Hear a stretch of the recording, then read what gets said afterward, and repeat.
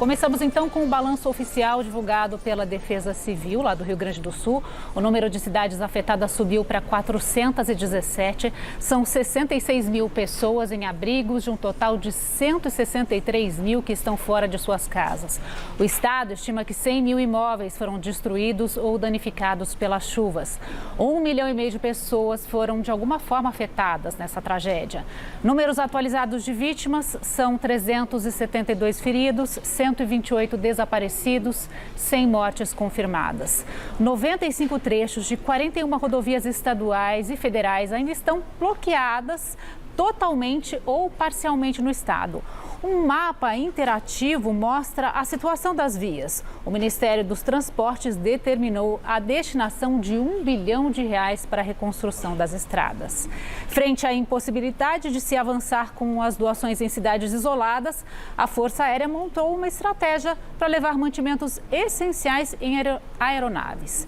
E já partiu do Rio de Janeiro o maior navio de guerra da América Latina, que pertence à Marinha do Brasil. Essa embarcação deve chegar à região de Rio Grande, no Rio Grande do Sul, no sábado. O navio vai levar 2 estações móveis para tratamento de água, capazes de produzir um total de 20 mil litros de água potável por hora. Também tem 8 embarcações de pequeno e médio porte e 40 viaturas. 200 fuzileiros navais vão atuar na liberação das rodovias que ainda estão bloqueadas. Vão junto também nesta embarcação médicos e enfermeiros da Marinha para atender a população.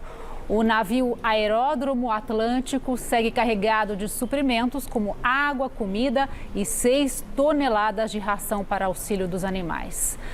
Com o aeroporto de Porto Alegre alagado, a base aérea de Canoas vai passar a receber voos comerciais. A ação começou hoje com uma ação conjunta entre a FAB e a Companhia Aérea Azul, que levou um voo humanitário com donativos. O avião partiu do aeroporto de Viracopos, em Campinas, no interior de São Paulo, passou por Guarulhos para receber mais doações e pousou em Canoas pouco depois das 3 da tarde. Segundo a Força Aérea Brasileira, amanhã a operação será ampliada e passará a prever voos de 4 companhias aéreas também com doações. Voos comerciais com passageiros estão previstos, mas a data de início ainda não foi anunciada.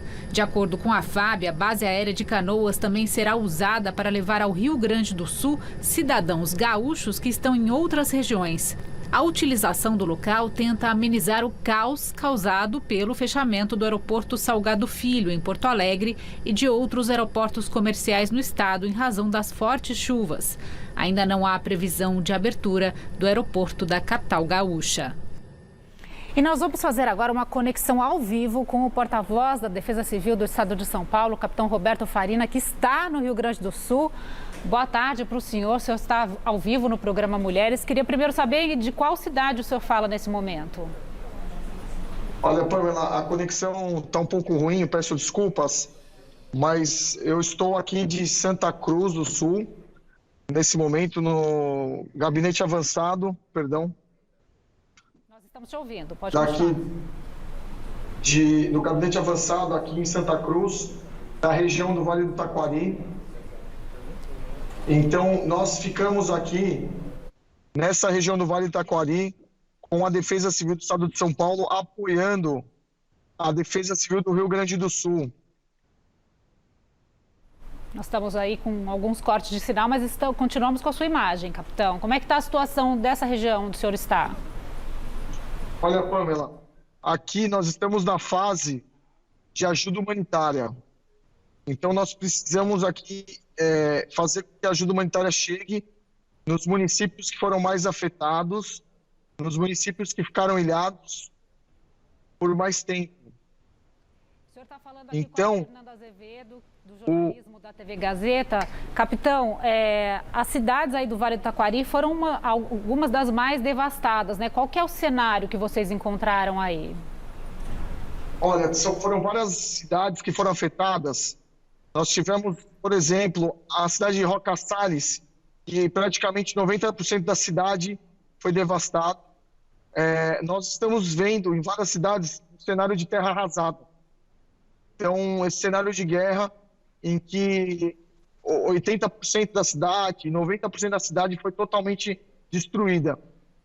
os canais, né, de comunicação, a parte elétrica, eletricidade, a parte do saneamento de água, muitas coisas foram comprometidas com essa chuva.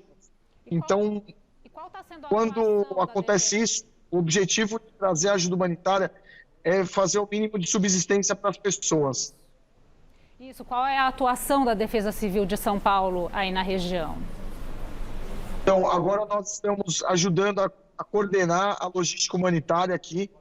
Nós estamos fazendo com que tanto as doações que chegam de São Paulo quanto de outros estados, elas cheguem na ponta da linha, cheguem nas pessoas. Perdão. Então, esse trabalho é um pouco complexo porque as vias terrestres, elas foram comprometidas. Por isso que agora nós estamos tentando fazer os comboios para o interior para deixar a maior quantidade de itens de ajuda humanitária possíveis nesses locais que podem ser isolados novamente com essas chuvas que estão chegando agora na região. Eu agradeço demais o trabalho de vocês, da Defesa Civil de São Paulo, que junto com os bombeiros de São Paulo, com a Polícia Militar de São Paulo, estão prestando essa solidariedade tão importante ao povo gaúcho nesse momento. Muito obrigada pela entrevista. Estou vendo que o senhor está em deslocamento aí, o trabalho não deve parar em nem um minuto. A gente conta aí com esse apoio em nome aqui de todos os cidadãos do estado de São Paulo. Muito obrigada, capitão. Nós que agradecemos, estamos representando os mais de 40 milhões de paulistas que solidarizam os nossos irmãos gaúchos. Estamos firmes, com fé e esperança aí para ajudar os nossos irmãos. Bom trabalho. Bom, e em Porto Alegre, que é a capital do estado, o nível do Lago Guaíba baixou 20 centímetros nas últimas 24 horas.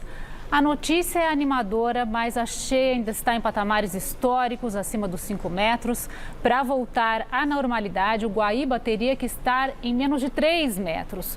O sistema de defesa da cidade contra enchentes falhou e várias bombas estão desativadas.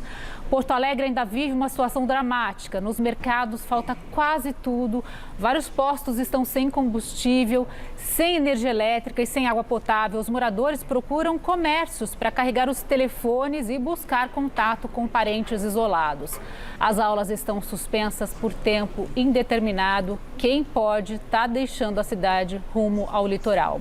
E algumas pessoas decidiram montar abrigo em cima de uma passarela de pedestres. Outras acampam na beira da BR-116. É uma situação complicadíssima e triste. Nós vamos ouvir agora alguns desses relatos dos desabrigados que perderam as casas e agora estão morando nas ruas de Porto Alegre. Me abriguei aqui porque a água acho que não vai vir realmente nessa altura aqui, né? E aqui eu tenho ali eles estão trazendo alimento para nós. Tem tudo médico ali também para atender as pessoas doentes. Mas fomos obrigados a deixar ali que foi tudo tomado pela água. A gente tentou esperar até onde deu, mas não teve jeito. O exército foi ali e resgatou nós. Nossos cachorrinhos que estão lá embaixo também. Até gatinho que a gente tem, a gente deixou aqui também. É uma informação que acaba de chegar por causa da ventania e do risco de acidentes. A Prefeitura de Porto Alegre acaba de pedir a suspensão das operações de resgate na cidade. A previsão é de que rajadas de vento de 80 km por hora e possíveis descargas elétricas. E todos os dias a gente está mostrando aqui no Mulheres a situação de diferentes cidades gaúchas afetadas pelas cheias. O município de Eldorado do Sul está completamente alagado. As águas atingiram 100% da área urbana. O prefeito Hernani Freitas, do PDT, decidiu evacuar todos os moradores. 40 mil habitantes enfrentam desabastecimento de água, luz e alimentação. O acesso terrestre está totalmente interrompido e ajuda e socorro médico só chega por via aérea. O Exército vai tentar enviar uma embarcação para começar a retirada dos moradores. E vai voltar a chover no Rio Grande do Sul. Uma frente fria muda o tempo na região a partir de hoje. Há o risco de chuva forte, temporais isolados nas próximas horas na fronteira com o Uruguai e o Sul Gaúcho. E esses temporais podem chegar à capital Porto Alegre. São essas áreas vermelhas aqui do mapa, as áreas de instabilidade cidade que atuam no sul. A partir de sexta e durante o fim de semana, a previsão para chuvas muito fortes em forma de temporais, nas áreas já atingidas pelas chuvas. Além disso, tem um ciclone extratropical que provoca ventania no Rio Grande do Sul. Vamos então mostrar a previsão de chuvas para Porto Alegre? Então é isso, olha, amanhã e na quinta-feira, chuva em forma de pancadas isoladas. A gente vê aqui 10, 4 milímetros. A partir de sexta, o volume dessa chuva deve aumentar muito. Então a gente vai ter previsão aqui, ó, de 31 milímetros, 36 até 43 milímetros de chuva no domingo. É muita coisa. Nesses 5 dias aqui, previstos acumulados de 124 milímetros. Frente a esse cenário, o governador do Rio Grande do Sul, Eduardo Leite, do PSDB, afirmou que não é hora para as pessoas voltarem para casa. Desde já alertar as pessoas que não será momento, nessas principais locais atingidos, de voltar para casa. Na Serra Gaúcha, especialmente, nos locais de vales, a gente tem ainda muita instabilidade nos terrenos, solos encharcados e riscos de deslizamento.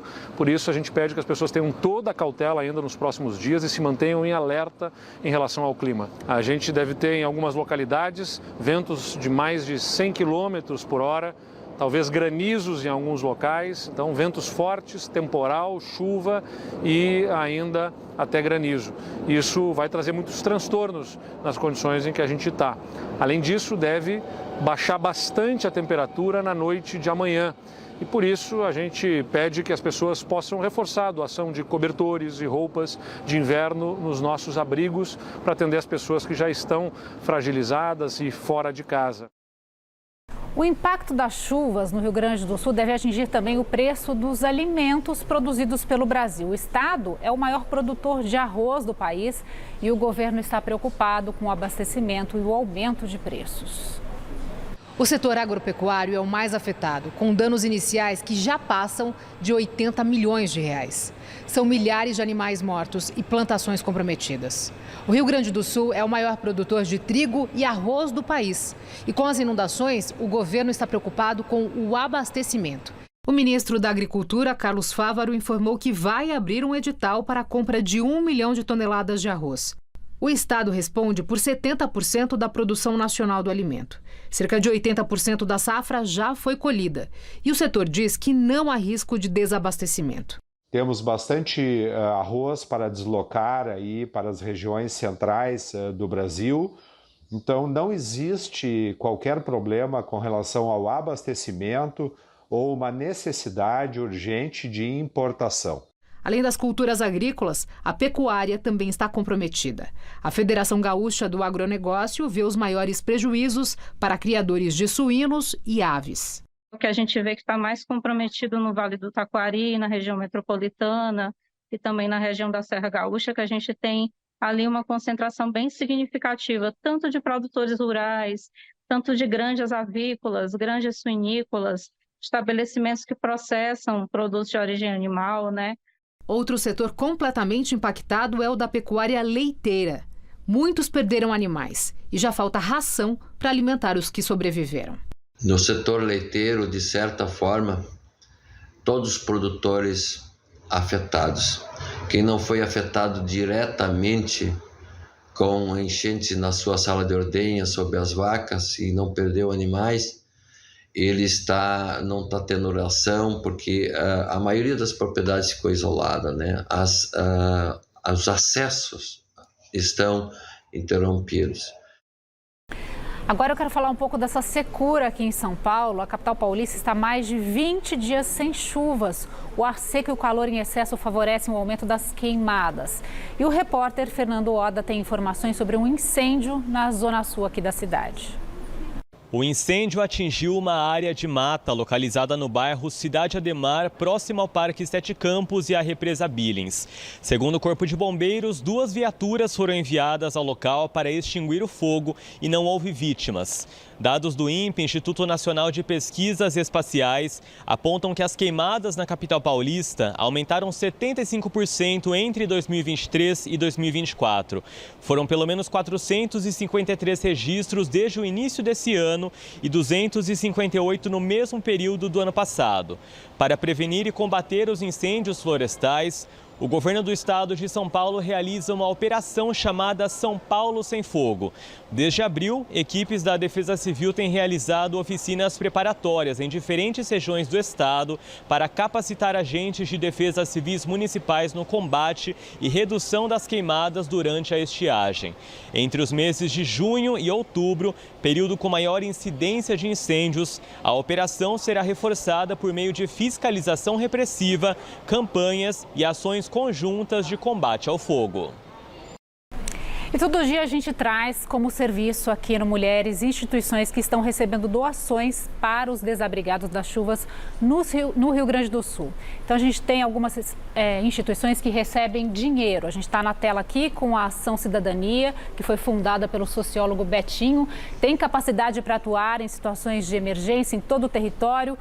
Pix, para quem quer doar, é o sos@acalcidadania, né? Ação sem o tio e sem o acento, .org.br. Temos também o GRADE, que é o Grupo de Resposta em Animais em Desastres. É um grupo de voluntários que promove ajuda humanitária aos animais e pessoas em circunstâncias de vulnerabilidade em desastres e em comunidades isoladas. Doações via Pix 54.465.282/0001-21 é o CNPJ da instituição. E agora a gente tem a CUFA, que é a Central Única das Favelas, fundada há 25 anos por jovens negros da favela de Cidade de Deus, no Rio de Janeiro. Hoje lidera movimentos sociais e emergenciais em todos os estados e 15 países. E está no Rio Grande do Sul também. Doações por Pix no e-mail doacoins@cufa.org.br. E quem quiser levar doações pessoalmente pode procurar os Correios que está recebendo nas agências de São Paulo, Paraná, Santa Catarina, Bahia, Minas Gerais, Pernambuco, Distrito Federal e Rio de Janeiro. Informações no 0800 725 0100. Eu fui ontem, eu sei que a Pamela Domingues também foi numa agência dos Correios levar doações. Queria até conversar com ela, fazer uma troca aqui de ideias. Tem muita gente em dúvida sobre o que pode ser levado para os Correios, porque muita gente tem mais facilidade a chegar a uma agência, né? São espalhadas por todas as cidades. Para mim foi muito fácil, Pamela, e para você? Muito fácil, muito mesmo. Eu não peguei fila, o acesso ele é prioritário. Na agência que eu fui não havia as caixas para que a gente colocasse a doação, mas eu fui atendida prontamente pela agente que estava lá e não precisa embalar, que eu acho que é algo muito importante que a gente frise isso. Você não tem que colocar a sua doação em nenhuma caixa, você pode levar na sacola mesmo. O importante só é identificar se você está doando roupa feminina, roupa masculina, calçados, unir os pares também, né, para que não se perca na doação. Mas foi muito simples e é emocionante, não é? Ver a agência cheia de pessoas doando. Eu saí de lá com o coração quente e esperançoso. Isso, tem muita gente participando. Antes de encerrar, vamos passar aqui o serviço do Fundo Social de Solidariedade de São Paulo, que também está recebendo doações na Avenida Marechal Mário Guedes, 301, no bairro do Jaguaré, aqui na capital paulista. Recebem produtos de higiene, de limpeza, água e agora também alimentos não perecíveis, mas atenção à validade dos produtos. O governo paulista também recebe doações nas unidades do Poupa Tempo, da Sabesp e agora também em estações do metrô e da CPTM, mas nas estações eles pedem para que se evite levar alimentos, apenas aqueles enlatados, porque tem risco de contaminação. Nós ficamos por aqui, outras informações, a cobertura completa das chuvas com toda a repercussão política do dia, às 7 da noite no Jornal da Gazeta. Eu estarei lá com mais detalhes da previsão do tempo também. Até lá, Pamela. Muito obrigada pelo espaço.